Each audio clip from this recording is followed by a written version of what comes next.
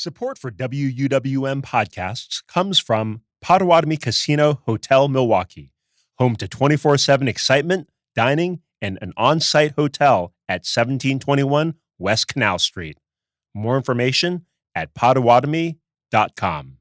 From Apointe Productions and WUWM, this is Classic Eats. My guest this episode is Adam Reiner, writer, James Beard Award-winning journalist, and the author of New Rules of Dining Out. He spent 20 years on the floor of some of New York's most demanding dining rooms, Batali's Babbo, then Carbone, and finally the Four Seasons, watching diners navigate the ever-changing landscape of what it means to dine out. And then he wrote a book about it so we could all get it right. It's 60 years of restaurant culture, the end of the power maitre d', reservation apps, Uber Alice, on this episode of Classic Eats. But first, a story.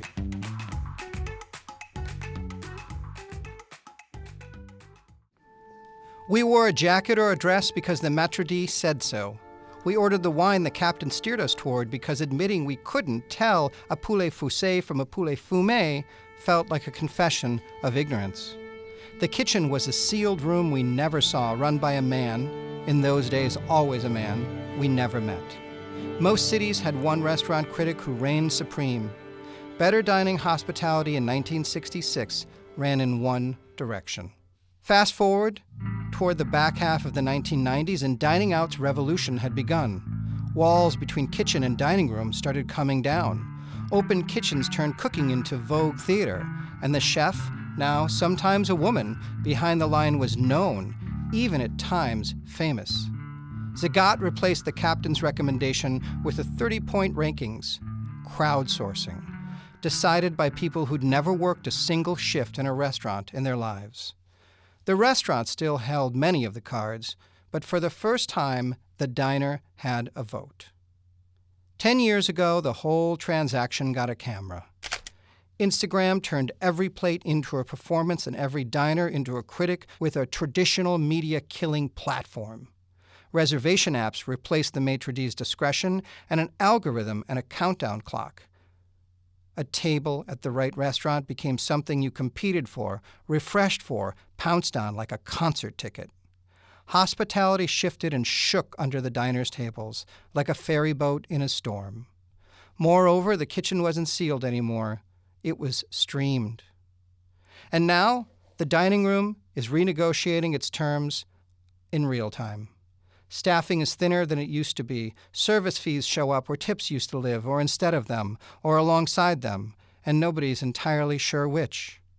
The diner has more information and more leverage than at any point in the history of the American restaurant, and somehow still walks in most nights not quite sure how to use either. This is the exact gap my guest, Adam Reiner, has spent 2 decades watching people fall into. First, from the floor at Babbo, then Carbone, and finally at the Four Seasons in New York, and now from the page. His book contemplates the dining room the way a good maitre d' once treated a regular, as in, we are both showing up for a memorable experience around food. The rules didn't vanish between 1966 and today. They just evolved with the culture, as all good hospitality does. Adam Reiner has written them down. Welcome to Classic Eats. I'm Kyle Johnson Cherek. This is a show about culinary history, why we eat what we eat, the people, the places, the scenes and situations that set the course for the way we dine. Each show we pick a thing, a person, a drink, a movement, or an object that made its mark on what we call food. My guest today is the author of The New Rules of Dining Out, Adam Reiner. Adam Reiner, thanks for coming to Classic Eats, being a guest. Oh, thank you so much for having me. It's great to be here. You wrote this. I wanted you on the show because you wrote this fantastic book called The New Rules of Dining Out. And my opinion, and I think yours is shared, like dining out in a large sense, writ large, has changed more in the last 20 to 25 years than probably at any time during Western culture. There were the restaurants, and a lot of people knew the restaurant names, albeit whether they were just very humble cafes all the way up to, the top Upper East Side French ones. And people knew, in those cases, they knew the maitre d' and the name of the restaurant, but they didn't know the chef. And obviously with the advent of food media from Bourdain and Zimmern and all the other aspects of that, and then social media, I mean, dining out has just changed. And you documented it in many ways. Like, you describe it beautifully in your book and then say, here's some of the things that we need to be conscious of as we move forward. So can you, for the listeners, can you give a little background on how you got pulled into hospitality, what you did along the way as context? Because you worked in some of the best restaurants in New York up until COVID, which I think is one of those, like, you know, pre-Ice Age, post-Ice Age moments, right? Right. It does feel like that sometimes. I really never intended to work in restaurants like a lot of people. I think the way you phrased it is accurate, being kind of roped in. I had an office job when I first moved to New York City that was like sitting behind a cubicle, and it was just such a miserable environment. And the company ended up getting bought out by a larger conglomerate, and almost all of us in the office got laid off after about 7 months. So straight out of college, I had this kind of really cruel office experience that I think was a really good thing for me to realize, like, I don't want to sit in a cubicle for the rest of my life. So at the time, I didn't know what I wanted to do. I wanted to be creative. I thought maybe I could be a stand-up comedian, an actor. Like a lot of people in New York, you find restaurants because it gives you some flexibility for your schedule. And I think what I learned really quickly is that the people that you work with in restaurants are just so much more fun. They're very colorful. They come from all different types of backgrounds. You know, people often think that restaurants are filled with like aspiring artists and actors. And I found that it's not really true. Even back in the 90s and early 2000s, I was working with people who were studying law, or, you know, they, you know, had engineering degrees. Like, I think in some cases, it's just people that are transient, and they're just trying to figure out what the next move is. And then obviously some people get into it and they really just love hospitality. And they're people, and they're extroverts perhaps, and they love service. I mean, that's a career. Yeah, you know, even if you don't love service, I think you still can have a lot of fun working in a restaurant, because it's very light-hearted, even though it's pressured and can be very intense when you get to a high level doing it. I still think like the people that you meet are just like really fun. They know how to have good time. There's always alcohol around, so you keep it loose. You learn about like good food and good flavors, which, listen, anybody that knows how to like dine well and cook well and whatever, you're always going to make friends doing that. You know, aside from the fact that you can go to restaurants together and commune together, just being able to meet and gather with people where you know how to cook, or you understand the difference between a good bottle of wine and a cheap one.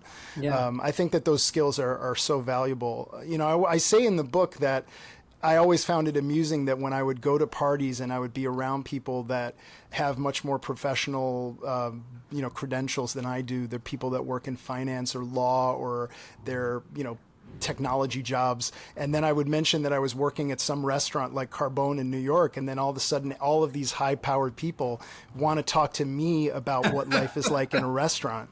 You know, and I also say in that passage, too, that it always blows my mind about how people who love to go to restaurants often feel like they have some sort of level of expertise to talk about restaurants in a knowledgeable way, whereas I would never do that in their realms, like law, accountants, or whatever. I would never make a statement about like tort law in front of a lawyer, you know. But yet, when I say I work in restaurants, everybody wants to tell me about how this place or that place is overrated or underrated. I guess I learned came from very humble beginnings in the restaurant world. But then eventually I started working at Babo, which was Mario Batali's restaurant. At the time in the early 2000s, I think Babo was one of the most important, if not the most important restaurants in New York City. Absolutely. And it certainly changed Italian food in New York City. Yeah. You know, I realize these days talking about Mario Batali is not quite as easy because of the controversies, but if you put that aside, there were a lot of really exciting things going on in that restaurant at the time, especially around wine from parts of Italy that people had never heard of, recipes, like things that we take for granted now, like carbonara, matriciana, anything that's made with these ingredients. People cooking with offal meats was very rare back then. Yeah. And so I worked there for 10 years, and which is a long time to be in one restaurant. Yeah, you got the gold watch, man. I mean, that's in restaurant world. That's no, I just got sore feet. And then, years later, I had an opportunity to work with Major Food Group, which is Carbone, and some of their sister restaurants. One is called The Grill, which is an old-timey chop house in the old Four Seasons restaurant space in Midtown Manhattan. And then also a cocktail lounge called Zizi's Clam Bar. And that was a great experience for me to just kind of see what, like, when at the level of fine dining and sort of Michelin-starred, milieu. And then I spent a year in Hong Kong, and I was working in the Carbone in Hong Kong as kind of a brand ambassador, somebody from the New York restaurant that was helping to train the staff there. And so the book really, I think, is a culmination of that experience. And I think it germinates, from the idea that I really believe that if people had more knowledge of how restaurants work from behind the scenes, that it would turn out to result in them having better service experiences. So all of these things that I outline in the book are not intended for you to be, more polite. It's about how you can engage more fruitfully and how that better engagement will result in better service. If you're just joining us, my guest is Adam Reiner, a James Beard Award-winning writer and the author of The New Rules of Dining Out. But what would you say are like the 5 or 6 or 4, I don't know, salient things that are part of your New Rules of Dining right now when you wrote that book? Well, first of all, I think the most basic thing is that you have to believe that dining out is a skill. I think that people look at cooking as a skill, and they can acquire that knowledge through reading cookbooks and watching YouTube videos. But I think when it comes to dining out, people think about it as a very passive experience. You just walk in with your wallet and your appetite, and the magic happens. And I just don't believe that the magic really happens without your participation. And that's another, I think, important rule for me is consider yourself a partner, not a patron. I really think that the most important factor in every dining experience is really the guest. And that means that your level of energy, enthusiasm, engagement has a really significantly meaningful impact on the outcome. Yeah. Which is, again, I think, one journalist described this as an obvious idea, but a radical one. And I just don't think it should be that radical that people lean forward instead of leaning back, which is kind of another, for me, kind of a precept of how you should That's beautifully put. approach your dining experiences, and know that the more you lean in, the more you'll get out of it.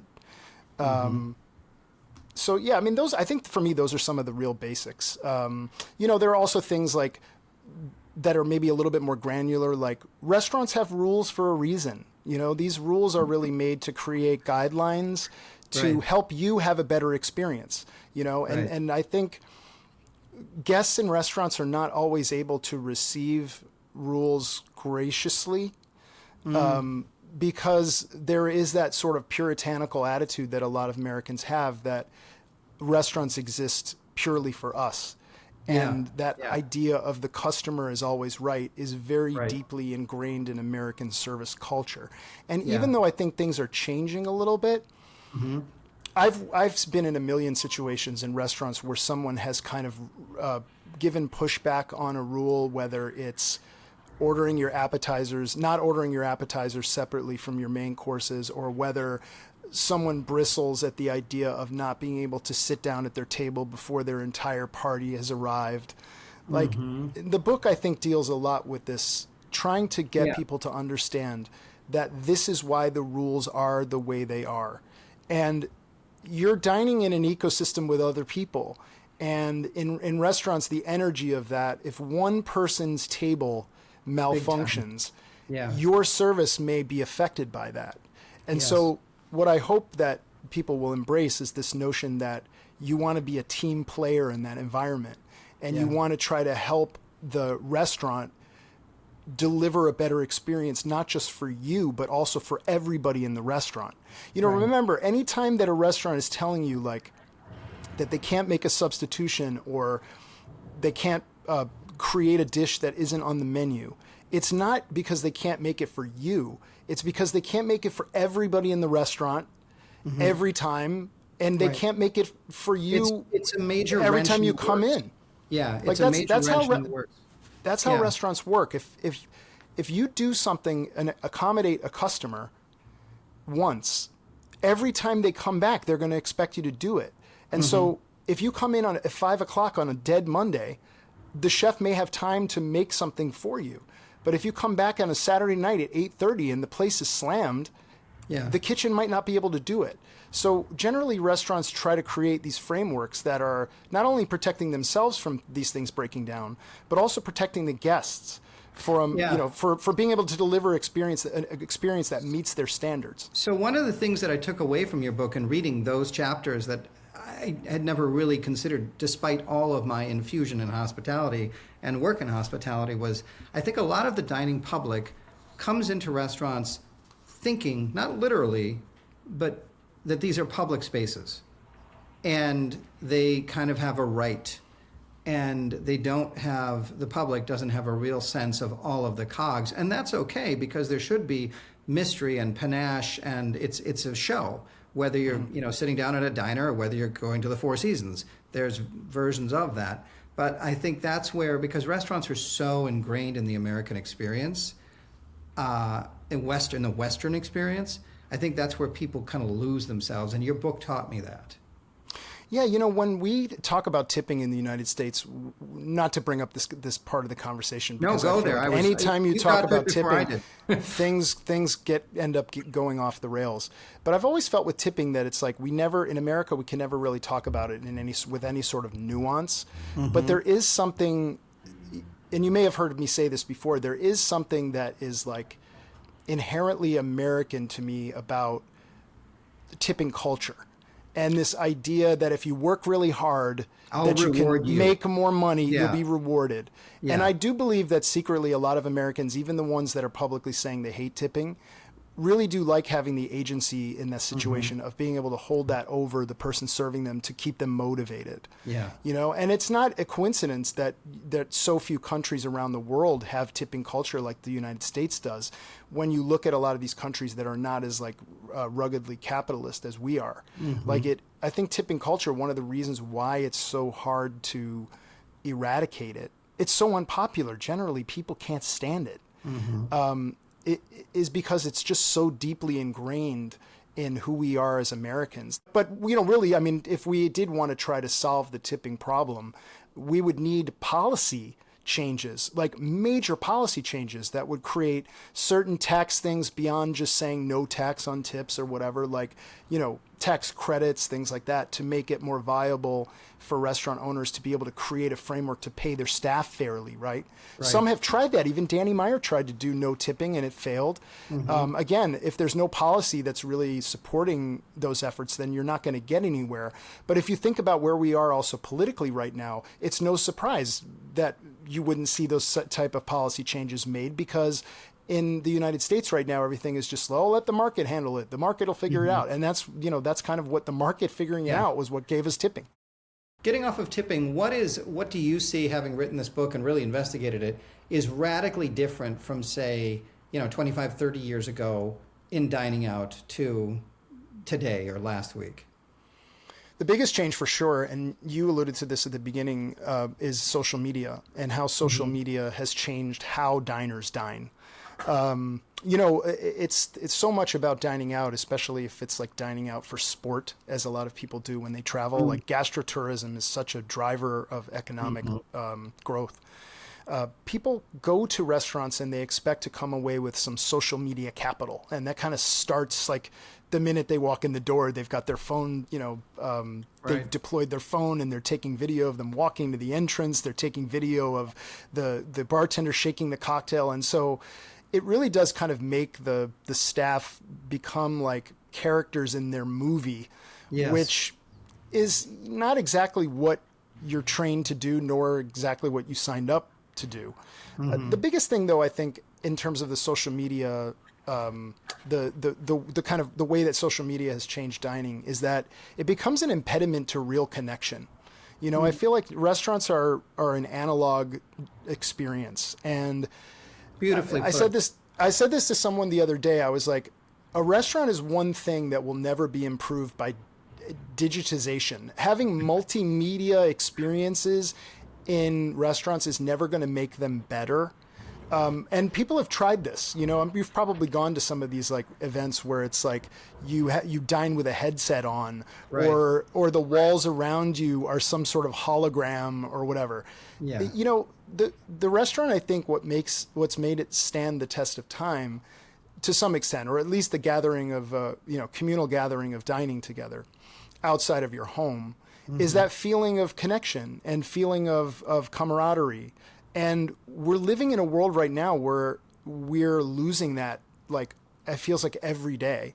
We're on our phones all the time. We're connecting more with people through digital means than we are through actual physical means. Mm-hmm. And so being in a restaurant, it's really hard to kind of sit down and let go of all of that as much as we once could when social media and our devices were not as dominant in our lives. I mean, it's easy to forget that even like, you know, the early 2000s, pre-iPhone, the cell phone wasn't really even that much a part of the dining experience. So this isn't new, but I think the point that I wanted to make in terms of how it's changed dining from the standpoint of the people working in restaurants is that it makes their lives harder. Because if you're trained, your whole training is about trying to make guests feel cared for and welcome and connected to the experience, if they're not present because they're on their phones all the time, or they're taking a video of you doing something instead of like talking to you all the time, then I think it's just harder for restaurant workers to create the conditions for people to have that connection. Right. And so like sometimes I think people do actually leave and not feel like, you know, that was such a special thing. And oftentimes, sadly, they have only themselves to blame for it. And that's kind of the point that I'm trying to make here, is that when I'm a captain at a restaurant like Carbone, what I'm trained to do is not give you a Kardashian experience. I'm trained to like master the menu, know everything I can about Italian American food, be able to guide you with cocktails and their history, be able to talk to you about New York food. But I'm not here to make you feel like a celebrity. So, you know, when people come in with that expectation, it really does put, I think, a lot more pressure on people that work in those spaces to be able to like kind of create this movie scene for you that is not, it's just not what these places were originally intended to do. Mm-hmm. Well, it's a lovely book. Thank you so much for the insights. I hope that everyone in America reads it so that they have some leg up on what the experience is and how they really should show up. It's not telling people what to do, but just how they should show up in this, because it's a relationship. You're working in concert with the whole restaurant team. You come out ahead with a better memory. There's no question. That's our show. Special thanks to Adam Reiner. Remember to fold your napkin when you leave the table and chew with your mouth closed. Thanks for taking a seat at the table for this episode of Classic Eats. Would you please? Listen, I'm here for it. Let's go. Okay. In 5, 4, 3. Now I've got the giggles.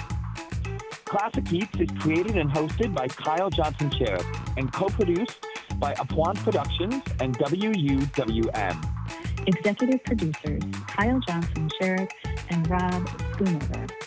Audio editing and engineering by Brian Arkta and John Rymaszewski. Special thanks again to our guest, Adam Reiner. Thanks for taking a seat at the table with Classic Eats. You can hear this episode again and any others you've missed when you subscribe to Classic Eats, found wherever you listen to your podcasts.